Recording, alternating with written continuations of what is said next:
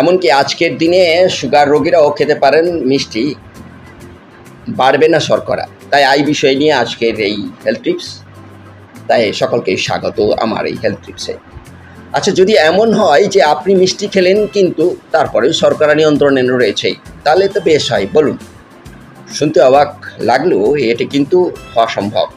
সেক্ষেত্রে গুরুত্বপূর্ণ আপনি কোনো সময় মিষ্টি খাচ্ছেন সেটি।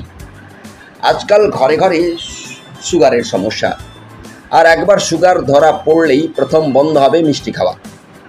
আবার সামনেই তো পূজা, সুতরাং তার আগে রোগা হবেন বলে জিমে যাওয়া শুরু করেছেন অনেকেই। এদিকে প্রশিক্ষক প্রথম দিনেই বলে দিয়েছেন মিষ্টি দেখলেই উল্টো দিকে হাঁটতে হবে। এদিকে বাঙালি মানেই না মিষ্টি। পাতলা রসের রসগোল্লা, ছানার জিলেপি, নরম পাক বা কড়া পাকের সন্দেশ, আরও কত কী। আচ্ছা, যদি এমন হয় যে আপনি মিষ্টি খেলেন কিন্তু তারপরও শর্করা আপনার নিয়ন্ত্রণে রয়েছে, তাহলে তো আরোই ভালো, কি না বলুন? শুনতে এটি অবাক লাগলেও কিন্তু এটা করা সম্ভব। সেক্ষেত্রে গুরুত্বপূর্ণ আপনি কোন সময় মিষ্টি খাচ্ছেন সেটি।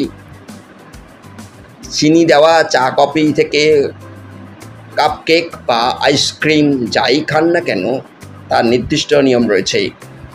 বিশেষজ্ঞদের মতে মিষ্টি অথবা মিষ্টি জাতীয় খাবার খালি পেটে একেবারেই খাওয়া যাবে না। খালি পেটে মিষ্টি জাতীয় খাবার খেলেই হঠাৎ রক্তে শর্করা বেড়ে যেতে পারে। তাই প্রোটিন, কার্বোহাইড্রেট, স্বাস্থ্যকর ফ্যাট বা ফাইবারের মতো খাবারের সঙ্গে মিষ্টি খাওয়া ভালো। তবে সবার ক্ষেত্রে যে এই একই নিয়ম খাটবে এমন সবাই ভেবে নেবেন না। নরম ঠান্ডা পানীয়, প্যাকেটজাত বা প্রক্রিয়াজাত খাবারের মধ্যেও চিনি থাকে। তাই সারাদিন কি খাচ্ছেন, কতটা পরিমাণ খাচ্ছেন তার উপরেও রক্তে শর্করার ওঠানামা অনেকটাই নির্ভর করে।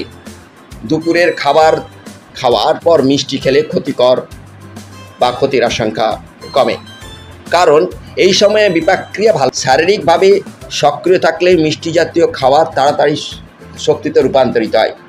তাই খুব মিষ্টি খেতে ইচ্ছে হলে দিনের বেলাতেই তা খেয়ে নিন। রাতের শেষ পাতে মিষ্টি একদম এড়িয়ে চলুন। তবে সকালের দিকে মিষ্টি খেলেও খেয়াল রাখবেন যেন পেট খালি না থাকে।